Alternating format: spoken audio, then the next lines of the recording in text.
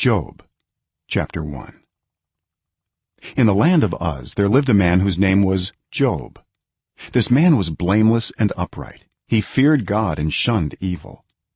He had 7 sons and 3 daughters, and he owned 7,000 sheep, 3,000 camels, 500 yoke of oxen, and 500 donkeys, and had a large number of servants. He was the greatest man among all the people of the east. His sons used to hold feasts in their homes on their birthdays, and they would invite their 3 sisters to eat and drink with them. When a period of feasting had run its course, Job would make arrangements for them to be purified. Early in the morning he would sacrifice a burnt offering for each of them, thinking, "Perhaps my children have sinned and cursed God in their hearts." This was Job's regular custom.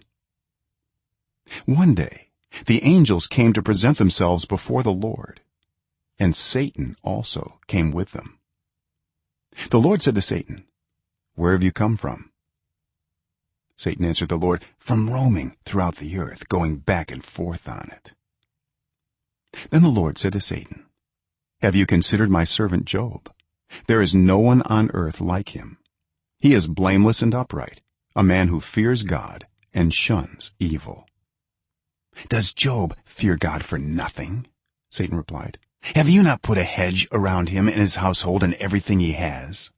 You have blessed the work of his hands, so that his flocks and herds are spread throughout the land. But now stretch out your hand and strike everything he has, and he will surely curse you to your face." The Lord said to Satan, "Very well then, everything he has is in your power, but on the man himself do not lay a finger." Then Satan went out from the presence of the Lord.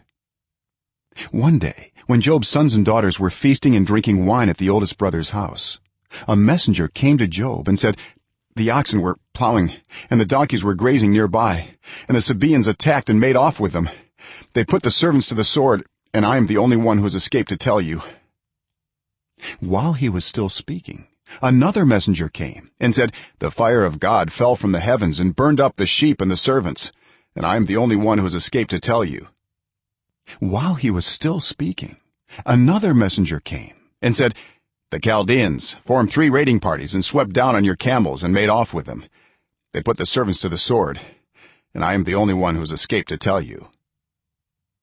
While he was still speaking, yet another messenger came and said, "Your sons and daughters were feasting and drinking wine at the oldest brother's house, when suddenly a mighty wind swept in from the desert and struck the 4 corners of the house. It collapsed on them, and they are dead, and I am the only one who has escaped to tell you." At this Job got up and tore his robe and shaved his head. Then he fell to the ground in worship and said, "Naked I came from my mother's womb, and naked I will depart. The Lord gave, and the Lord has taken away. May the name of the Lord be praised." In all this Job did not sin by charging God with wrongdoing.